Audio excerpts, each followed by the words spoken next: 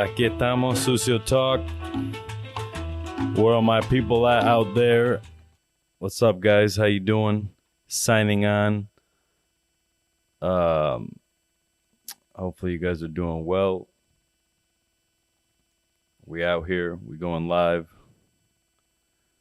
I'm currently going on Instagram live. That way, even though, guys, you know,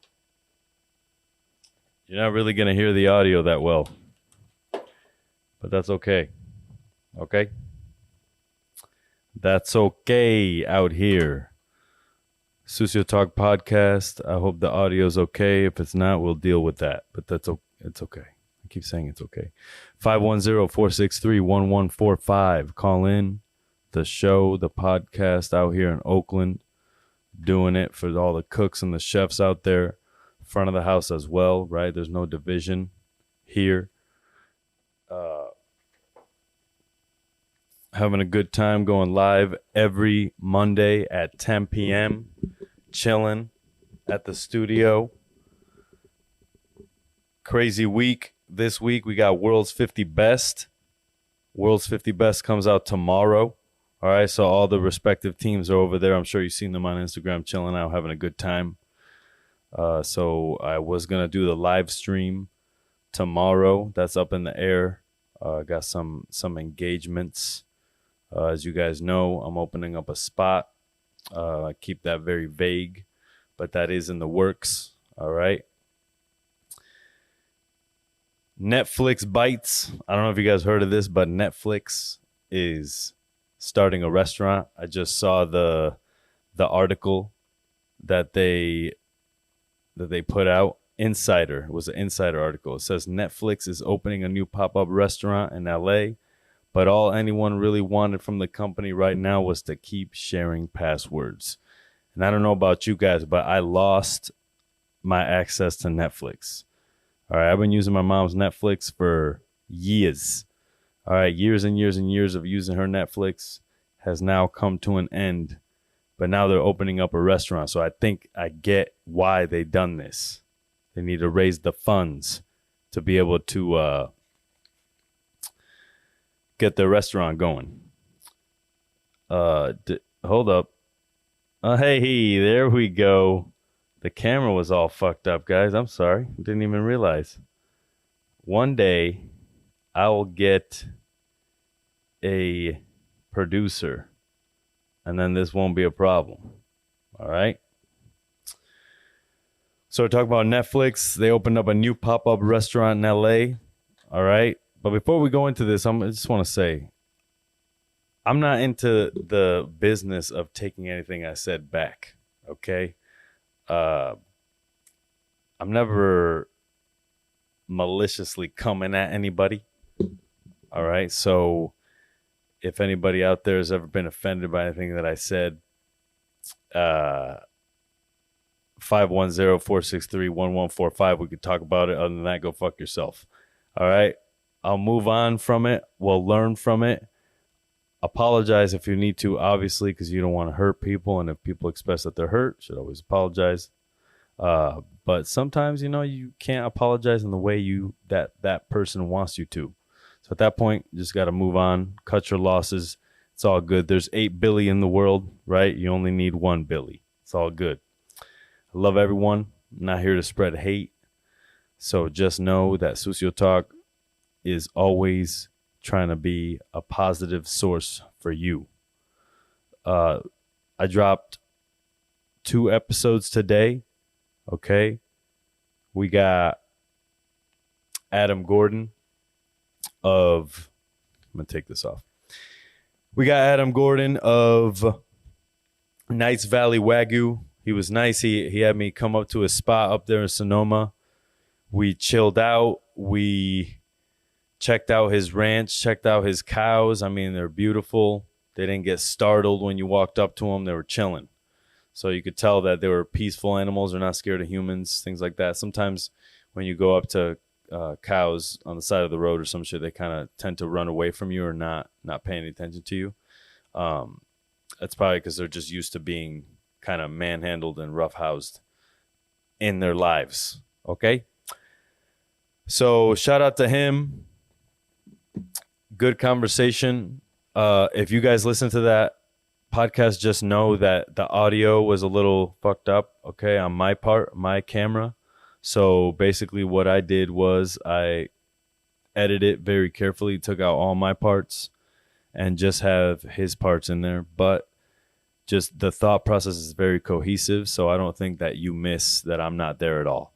It's a good conversation, but for this one, it's sort of a good him talking about the ranch. I did ask him the questions, right? So I'm like kind of pushing him towards answering those questions, but I took out my part of the audio. So there you go. Past that, we got Chef Manish Tiagi out here from Autumn and Los Altos, AURUM. That podcast is out right now, suciotalk.com. Check it out. You can check it out on Spotify, Stitcher, iHeartRadio, Apple Podcast. Apple Podcast is back. Wasn't there for a while, but now it's back. So check it out. All right. Also, Andrew Chang, I had him on the show. I erased the fucking show.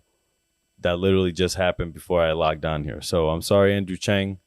The fourth time that you were on the show there's no record of it anymore. So we need to shoot another one. Shout out to him on all his traveling and eating. Okay. Podcast before that, I had Chef Swoop on, Chef Mike Woods. If you haven't been following along, we got Square Pie guys out here. We got Chef Ronnie Miranda. We got Harold Villarosa. He was on as well.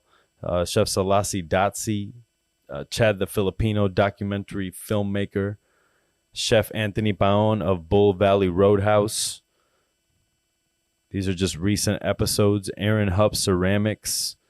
Chef Into On. What's up? She's in the chat right now. Chef Into of Joe's Modern Thai. J.O.'s Modern Thai in Oakland. All right. It's been a while since I've been there. Shout out to you, Chef. So yeah, Chef Anthony Paon. We got Aaron Hupp Ceramics. Chef Into. We got Miguel Aguilera, sous chef at Yangban. That was a good one. And then a bunch of lives. All right, so check out the show at suciotalk.com. You can check it out on Anchor. Anchor just does audio, as does Apple Podcasts. All right, the idea is to blow this podcast up, as you all know. Talk to world famous chefs out here and make community, bring people together, right, of all walks of life. That's what we're looking to do.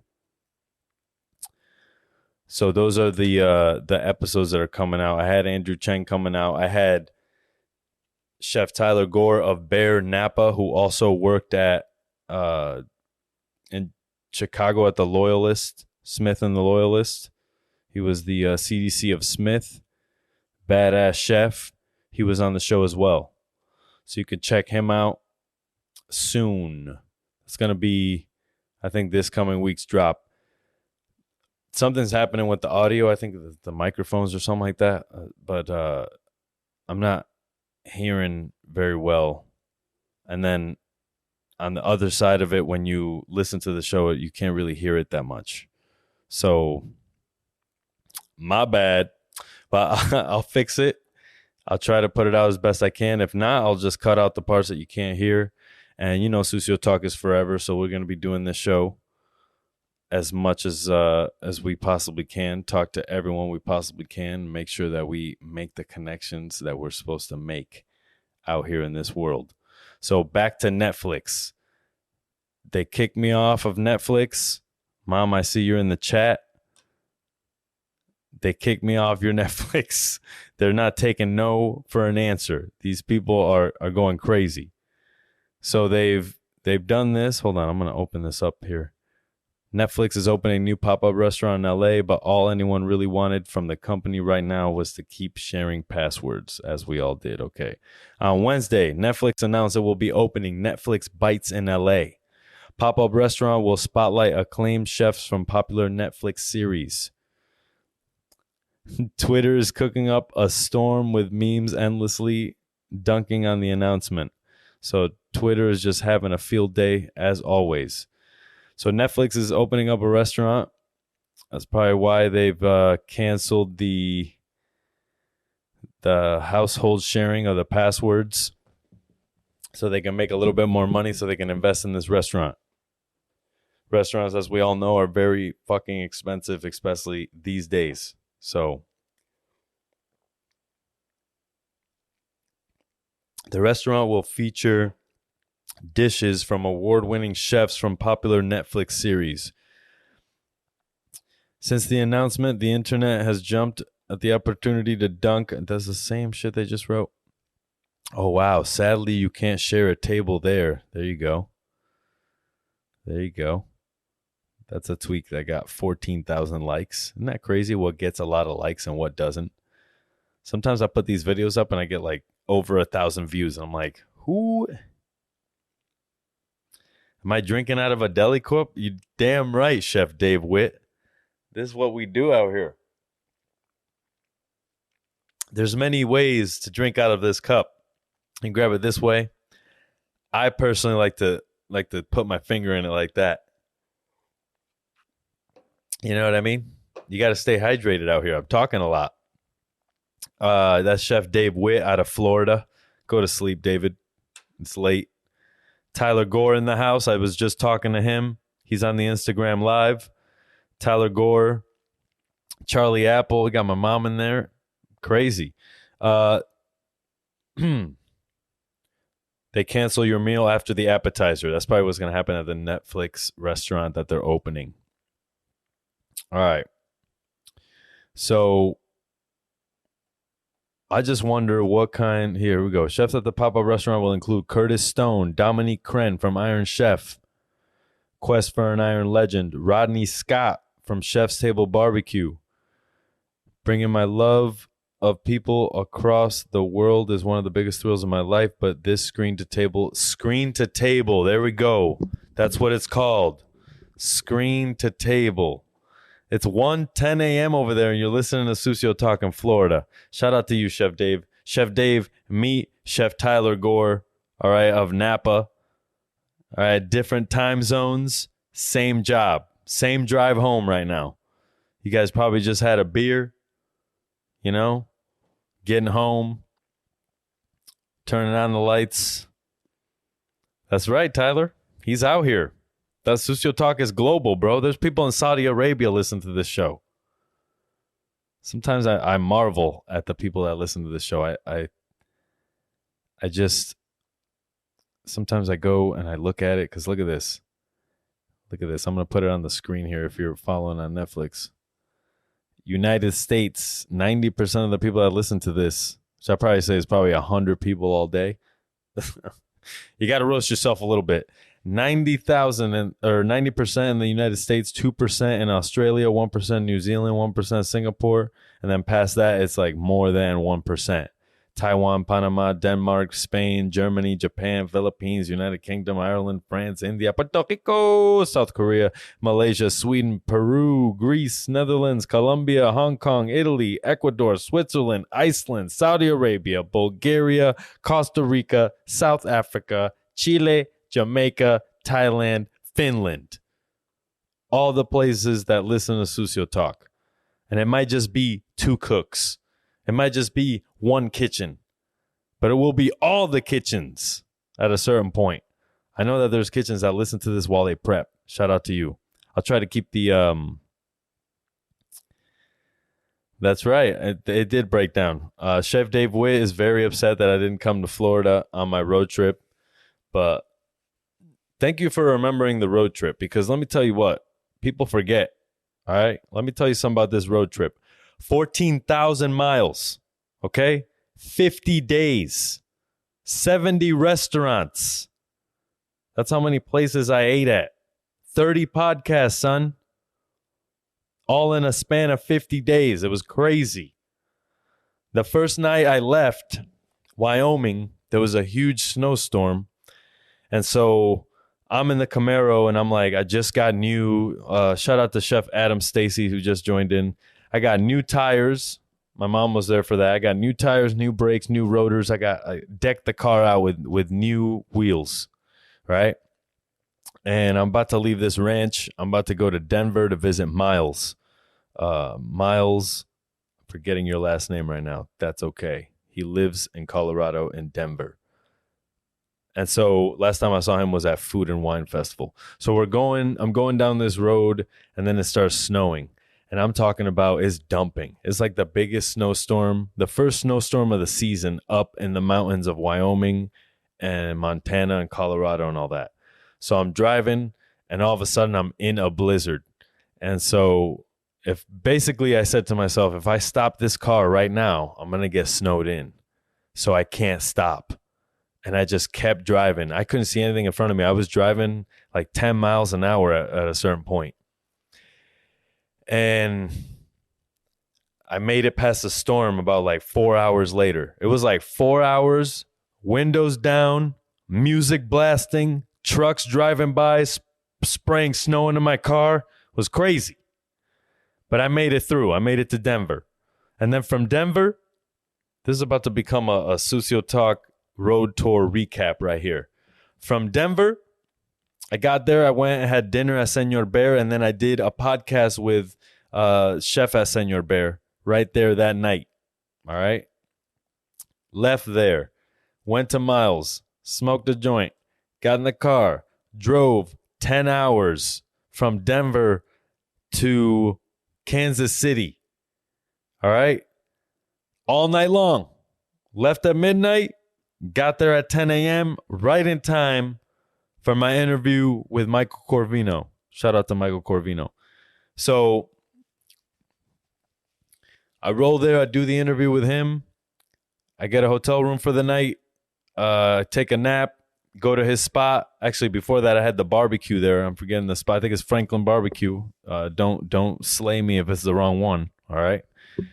Then I go to dinner at his spot, Corvino's in Kansas City. It was fucking dope. All right. There's a stage. There's people playing piano. Real swanky like. Good bar, good food. He also has a fine dining sector, a little dining room that's off of the main dining room. So it's kind of more quiet in there. Quaint, if you will. And then he also has a PDR. So lots of space in that restaurant. If you ever want to do a fucking sick-ass wedding, I suggest you do it there. It's dope. Dope little town, too. Little downtown area. On the come up. A lot of chefs out there, moving out there, opening restaurants. And then from there, I went to St. Louis. St. Louis. I interviewed NAB chef Justin. And it was a good interview. And we did it on top of the restaurant he worked at in a little PDR dining room. Past that, left St. Louis, went to Nashville, where I basically chilled for a few days. I didn't have any podcasts in Nashville except for Trevor Perkins. Which shout out Trevor Perkins. He let me stay at his house. So he's always a sweetheart, always inviting me to stay at his house and his lovely lady. And we went to dinner at Locust. And I also had dinner at Catbird Seat, which is a dope concept. If there's anybody out there who's listening, you could do these residency or these ghost kitchens. You could do that shit. But giving somebody a multi-year residency really grows a chef. You can really get some good knowledge doing that for 2 years on someone else's dime, right? You're not in all this debt. And then you get people coming to you that maybe want to invest in you from that, right? And that's what pop-ups are. But pop-ups, man, I'll tell you right now, that's the hard way, okay? Anybody who's doing pop-ups out there, shout out to you. That is difficult. It's like catering with no infrastructure. You constantly have shit in your fridge. There's no storage. You're bringing shit up and down the stairs from your apartment. I mean, it's endless. So, again, all those chefs out there who are doing pop-ups and getting their investors the hard way, shout out to you, okay? Because that is very difficult to be doing. Shout out to Chef James Pasafaro. He's in the house. Used to be Spoon and Stable, CDC, Badass Extraordinaire, now rocking with the OpsIO. What's up, OpsIO? If you guys notice, you see the little truffle shuffle up there on the screen. Those of you watching on YouTube, I'll go ahead and take the website down. Boom. Truffle shuffle up there. Official sponsors. All right. I got sponsors for the show. OpsIO, we're working on that sponsorship. But I can't wait to, have you guys be a part of the growth of the show, take it to the new levels that it needs to go, and really to make our own community of misfits. Think of it as like the Jackass of food, right? It's like, who the fuck let these guys in here? But if we all see the growth that all those dudes from Jackass have had, right?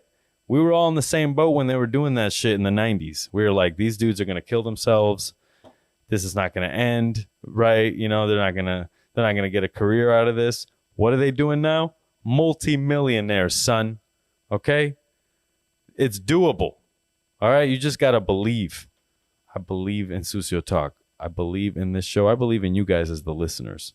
The fact that you guys are still here after all this time. It's about to be 3 years this November that I've been doing this show. 140 episodes. This is the 140th episode. Remember, you can find the older episodes on YouTube. YouTube.com/SucioTalk. SucioTalk. Sucio Talk. It means dirty. That's right. Okay. So Netflix bites, huh? Netflix is opening up a restaurant, can't pay their writers. Although I'll say this again for these writers over here that are on writers' strikes, okay? Amazon workers going on strike and forming a union, I like that. I'm all for that. Those are factory workers. They don't get paid shit. They need the help. All these fucking writers in Hollywood who just want to hang out, work 30 hours a week and make bank and not do shit and go on vacation all the time, I'm sorry, that's not the way it works. Is there inequities in the way that Hollywood pays people? Why do these actors make so much money? But at the end of the day, it's like me as a chef, if I make a recipe at a restaurant, they're not going to pay me a percentage of every fucking dish that they sell that was made with my recipes. You know what I mean? That's ridiculous, and that place would go out of business. All right, so the way I look at it is, if you want money, write more. Write a book or something like that. All right? You guys go to these corporations and you're like, give me work-life balance. And then when they're like, yo, we can't afford that, you guys are like, wah. Well, you know what? Stephen King. All right? Look at him. Stephen King needed some money. You know what he did? He wrote a book. And after that, after his cigarette money ran out again, he wrote another book. I'll tell you what. His tobacco addiction kept those books going because cigarettes are fucking expensive, even back in the day. So I got a little riled up there about those writers, but you know what I mean. It's like there's a work-life balance shit. I get it, guys. I get it. We all need time off. We all need to relax and have time with our families. I'm not saying that that's not a thing, okay? What I am saying is that we cannot overcorrect it and get lazy because we think that 40-hour mark is what is the right thing to do. I don't know who came up with 40 hours, but let me tell you this. You're not going to get to be really good at anything only doing it 40 hours a week, right? All those people that you watch on TV, all those chefs, right? It seems like a lot of the chefs are famous, but that's only because like we live in this small world of chefs and that's all we care about. That's all we look at, right? But to like the regular construction worker, they don't know who the fuck Michelle Bra is. Like, they don't give a fuck, Why should they? We care, right? But you can't make people care about the stuff you care about. I think that's something that me and actually Ronnie the cook talked about last time. in kitchens, you kind of have to drink the Kool-Aid in order to get the most out of the situation. But sometimes some of that Kool-Aid, it's not mixed in all the way. There's a little sandiness at the bottom of the fucking cup. And it's just, you have to deal with it. You got to take the good with the bad. And that's what I've come to the conclusion of. It's like, it's not all good. Good comes with bad, always, no matter what. There's a trade-off. It's like life's rule, right? If you want to be a great chef, you have to put the time in. If you want to be great at anything, you have to put the time in. You have to miss the birthdays. You got to miss the holidays. It's just facts. You're not going to get really good at a craft or something that you want to really be good at if you're only spending a little bit of time on it, right? You can work your 40 hours, but then there better be another 40 hours on top of that you're learning your craft, whether it's reading fucking cookbooks or watching cooking shows even, or just nerding out on cooks and chefs and farms and all the stuff we nerd out about. It's important. If you're not doing that shit, you got to ask yourself, why? Do I really truly love this? And I don't think that you're a chef, right? Unless you have to answer that fucking question time and time again, and it's the same answer. It's yes, I'm doing the right thing. Yes, I'm doing the right thing. And chefs are the only people out there, man, I'm telling you, like, you lose on it every single night. You lose. Every single night there's one fucking person. One person that doesn't like something at the restaurant. It just is. It just exists. But you can't let yourself be drawn down on these things. Negative reviews, right? Because it can let you get in your head. It makes you blame others, right? This cook didn't cook that right. He didn't. It's all your fault at the end of the day as a chef, right? And as a chef, you kind of have to have your family in order, or at least your friends in order, because it's a very lonely world, right? You can't be friends with your cooks. Those are your cooks. Like, you are their mentor, right? In some cases. Nowadays, you can work in a kitchen and not have a mentor, which I think is fucking weird. Like, it used to be that you went to kitchens to get mentors. Like, people were into mentoring. And I'm not saying that they're not into it now. I think people are just into it because they're told that this is what we do. Hey, a chef is a mentor. Okay, I guess I'll just mentor someone. It's very robotic, All this on some Netflix has a movie. I always wonder if my next door neighbors can hear me. Neighbors. Let me tell you something about Manish Tyagi. USA stands for You Start Again, and he is not wrong. You know how many dishwashers I've met that have degrees, that are professors, that are doctors, lawyers back in Mexico, Guatemala, a lot of these places where they're coming from. And they get here to the States, and instead of the United States being like, all right, well, let's help this person because he obviously did a lot of studying, and we can actually add another member to a workforce that does a lot for the same. Basically, he'll be defending the same people that he came from. You know what I'm saying? And like, that helps us. And so now they're dishwashing. All their studies gone, everything just gone, and they don't have a choice. So I feel like sometimes out here we have a choice, and we make a choice to feel bad about ourselves. We make a choice to feel guilty and beat yourself up and say, I'm the worst and this and that. And honestly, man, that's some weak shit, bro. All right? Just know, if you're out there and you're driving in your car by yourself, a chef, you owe it to your cooks, to yourself, to treat yourself better and pick yourself the fuck up and go to sleep in a half decent manner. All right? Don't go to sleep angry with yourself. Don't go to bed angry. All right? Sucio Talk live every Monday at 10. This might change because I'm opening up a restaurant. I know I said I'd be vague about that, but I'm just gonna go ahead and say it. I'm opening a restaurant called The Rustic. The Rustic in San Francisco in the Castro district. Beautiful neighborhood. Can't wait to open up. We're in the old Chow space. All right, it's I along with Zoti. Zoti is a sommelier. He's going to be our general manager, owner. I am chef partner in this restaurant. And it's my first time opening a restaurant from scratch, you know, with skin in the game. Like if the restaurant fails, I fail. And it's getting real. It's the realest that it's gotten. And so this is it. Put up or shut up, right? You talk about this shit all day on your podcast. The chef should be this. The chef should be that. Well, now you get your chance, David. What are you going to do with it? You're going to squander it?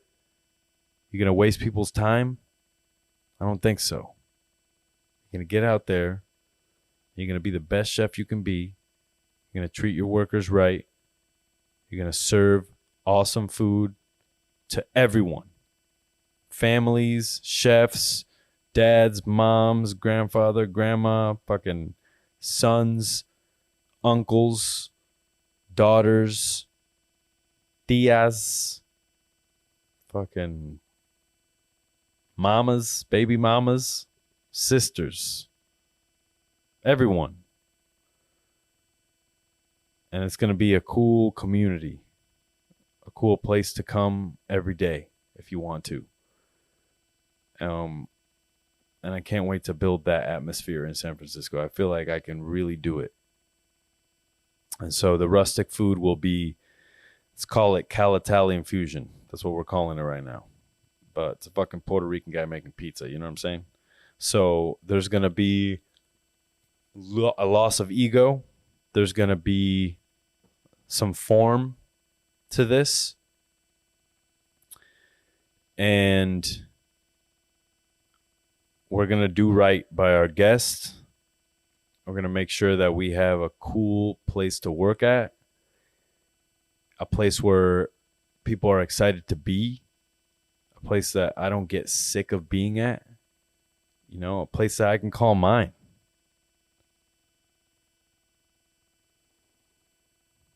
This is like every chef's dream. You understand? Like, I've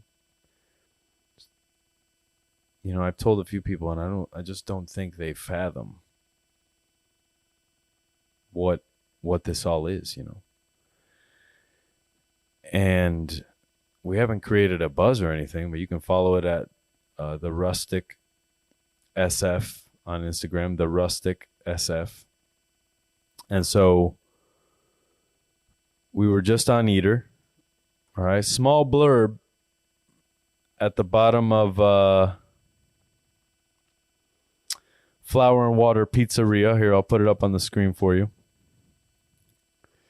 Flour and Water Pizzeria will make its big comeback on Columbus on June 28th. Written by Diane de Guzman. Forget about it. Look at that pizza right there. Hey, we're doing pizza too. Fucking better than yours. Let's go, Flour and Water. It's friendly. Hey, it's friendly combat. You know what I mean? As a person who's opening up a restaurant that's going to serve pizza, I should be able to go over to Flour and Water and be like, hey, lick my fucking nuts. My fucking pizza's better than yours, all right? Born and fucking raised in the Northeast, all right?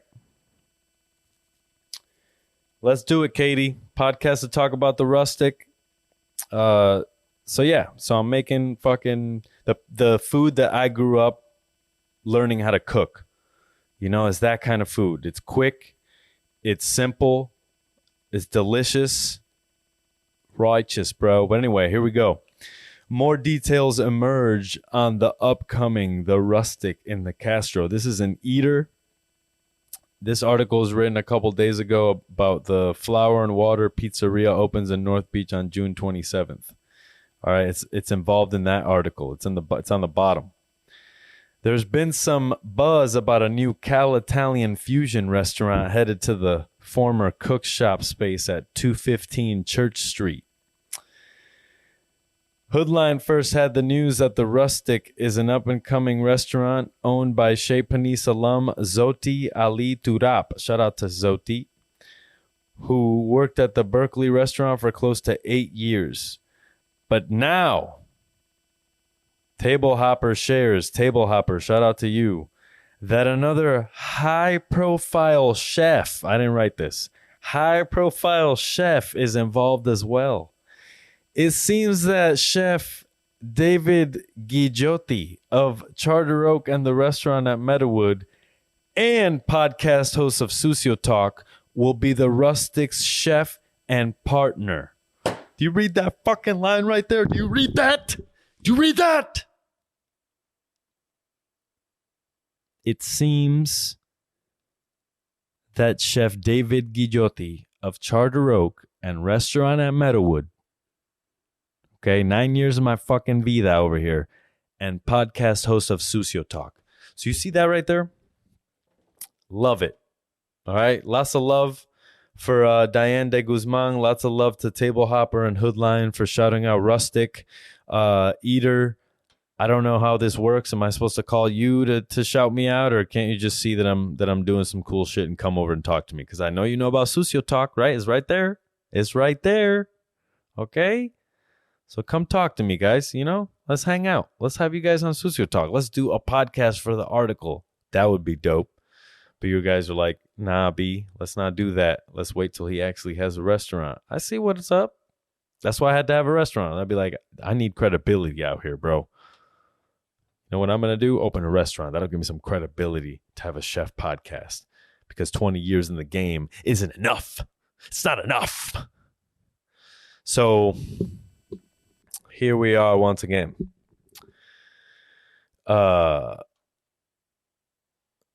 Getting all sorts of crazy over here. So opening the Rustic, we're looking to open. It's probably going to be August. I'll tell you what, it's probably going to be way after that. It's just the way things roll. And I always, worst case scenario, I always look at that way. I don't let anything let me down. But we are trying to open as soon as possible. Obviously, some permits and things like that. Some last minute details with the dining room. It's a beautiful space. And the Rustic, and it's just home. It's grandma. And it's not too grandma, you know what I'm saying? You don't walk in there and it's not all antiques and weird shit. But it's going to be an eclectic space with eclectic people and eclectic food and beautiful atmosphere and selfie spots. And it's going to be a lot of fun. So I can't wait to do it. Guys, it's going to be great. And as far as everything else, Sucio Talk, once again, sharing peace and love to everybody. I hope you guys are good out there. We're going to end this show early because I did a longer show last week. It's just the way it rolls. All right, you give some, you take some. That's life. I love you very much. Take care. Peace out. Sucio Talk. Look out for that restaurant. Look out for me. Shout out that Eater article. I don't think I'm allowed to yet. I don't think I'm allowed to even talk about it, but I'm going to talk about it because that's the way it is, okay? Yeah. Look out for a podcast with me and Katie Atchison from Broke Ass Stewart. A lovely, lovely publication that's going to beat out CNN and Fox one day. We're going to make fucking broke-ass Stewart a millionaire out here. He might have his own podcast. I might be the one producing it. Who knows? 510-463-1145. Shout out the show. Call. Leave a message anytime.